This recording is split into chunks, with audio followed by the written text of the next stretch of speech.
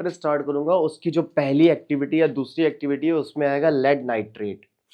तो देखो पेपर में क्वेश्चंस बैलेंसिंग में कैसे आए, टाइप 3 ऐसे तुमसे पूछेगा कि लेड नाइट्रेट रिएक्ट्स विद, और यही लिख के आएगा अल्फाबेटिकली, मतलब लेड नाइट्रेट रिएक्ट्स विद, लिखा होगा मान लेते हैं जिंक, जिंक, तो जिंक को ZiNC लिख के देगा, तो तुम्हारे दो प्रोडक्ट कौन से बनेंगे ऐसे पूछता है, ठीक है। उसके बाद प्रोडक्ट के नाम बताओ, फिर बैलेंसिंग करो। तो देखो रिएक्शन केमिकल के फॉर्मूले बनाने तो तुमने 9th में पढ़े थे, कुछ वैलेंसीज तुम्हें याद होनी चाहिए, जैसे कैल्शियम की कितनी होती है और नाइट्रेट की NO3-1, इसका मतलब ये चार्ज कितना देगा -1, ये कितना देगा +2। जब ये दोनों आपस में भिड़ेंगे तो फॉर्मूला क्या बन जाएगा, CaNO3 का होल ट्वाइस। इस तरह के फॉर्मूले तुमने 9th में पढ़ी लिए थे। फिलहाल अभी हम लोग स्टार्ट कर रहे हैं जरा पार्ट 2। इसमें देखो कोई ऐसा क्वेश्चन, कल रात में शीट डाल दिया था पार्ट 2 वाली भी, बैलेंसिंग पार्ट 2, इसकी भी रिएक्शंस काफी सही है, देखने में छोटी छोटी है लेकिन प्रॉब्लमेटिक काफी है। इसकी शीट में नीचे आंसर्स गिवन है नीचे, ओके। मैं तुम्हें एक रिएक्शन बताता हूं C2H5OH वाली, ये क्या है, कौन सा कंपाउंड है, ये कौन सा कंपाउंड है, वेरी गुड, ये है एथेनॉल। इसका मतलब जो तुम रिएक्शन पढ़ रहे हो उस रिएक्शन में कौन रिएक्टेंट है, तो तुम बोलोगे सर देखो एथेनॉल रिएक्ट कर रहा है किसके साथ, तो प्रोडक्ट क्या बना रहा है, कार्बन डाइऑक्साइड और वाटर। तो पेपर में नाम लिख कर आएगा, रिएक्शन तुमको खुद बनानी पड़ेगी प्लस बैलेंसिंग करनी पड़ेगी, ओके। ये लिखा हुआ था। अब हमको सबसे पहला स्टेप क्या होता है बैलेंसिंग का, यहां पर A लिखना है, यहां पर B लिखना है, यहां पर C लिखना है, और यहां पर अगला स्टेप कार्बन की संख्या को देखो, कार्बन के एटम से 2, कोफिशिएंट है A, तो कौन हो जाएगा ये 2A। कार्बन इधर जाएंगे तो कितना लिखा है C, तो 2A बराबर कितना है C पे। एक भी चीज गलत तो बैलेंसिंग तो होने से रही, ओके। अब ऑक्सीजन के पास जाएंगे, ऑक्सीजन इधर कितना है 1A, तो A तो है ही साथ में, इधर देखो कितना है 2B, A + 2B। अब जरा ऑक्सीजन उधर देखो, 2C तो यहां पर है प्लस 1D यहां पर है, तो क्या हो जाएगा 2C + D, तो ये हो जाएगा तुम्हारा ऑक्सीजन का। अब कोई कंपाउंड मॉलिक्यूल कुछ बचा नहीं, वैल्यू पुट करना स्टार्ट करते हैं, किसी को भी हम लोग वैल्यू पुट करते हैं। सपोज करो A को कितना लेट कर लिया है 1, तो C कितना हो जाएगा 2।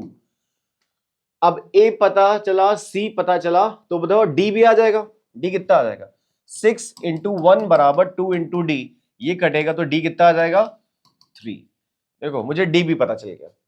अब जब D पता चल गया तो लास्ट से वैल्यू पुट कर दो, B पता चल जाएगा। A की वैल्यू है 1, 2 × B, 2 × C यानी 4 + D 7, ये हो जाएगा 7 प्लस 1 उधर जाएगा तो हो जाएगा -1, बचेगा 6, 2 से इसको कट करोगे तो B कितना आ जाएगा 3। यहां पे B की वैल्यू निकल कर आ गई है 3, यानी मेरा B का कोएफिशिएंट पता चल गया, तो B की वैल्यू आ गई 3। अब सबकी वैल्यूज को पुट कर दो, क्वेश्चन खत्म। हार्डली 3 मिनट या 2 मिनट लगता है। A की वैल्यू देखो 1 आ गई, B की वैल्यू आ गई है 3, C की वैल्यू आ गई है 2 और D की वैल्यू आ गई 3। ये जितने भी क्वेश्चंस जहां पे तुमको इस टाइप की इक्वेशंस बनाने को मिल रहा है उसकी प्रैक्टिस जब तक नहीं करोगे तो तुम ऐड, सब्ट्रैक्ट, मल्टीप्लाई, डिवाइड, वो तो बोर्ड मार्क्स यहां पे भी लग रहा है। तो अब मैं चाहता हूं कि तुम लोग मुझे इसको करके देखो, 16 नंबर क्वेश्चन, 16वां होता है कि यहाँ पे A लिखना है, यहाँ पे B लिखना है, यहाँ पर C, यहाँ पर D, यहाँ पर E। इसके बाद कार्बन की बात करते हैं, कार्बन का इधर है कोफिशिएंट A, पूरी रिएक्शन में कार्बन कोफिशिएंट मुझे दिख रहा है C, दैट मींस A = कितना हो जाएगा C।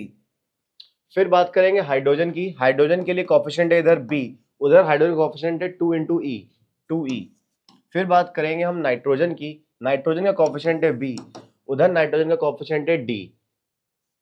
फिर बात करेंगे ऑक्सीजन की, ऑक्सीजन के लिए इधर कोफिशिएंट कौन है 3B, ऑक्सीजन के एटम है 3 और मल्टीप्लाई बाय B। ऑक्सीजन देखो यहाँ पे 2C लिख दिया, ऑक्सीजन देखो 2D लिख दिया, ऑक्सीजन देखो E, मतलब ऑक्सीजन वाली इक्वेशन थोड़ी सी बड़ी बनी है। क्लियर है क्या?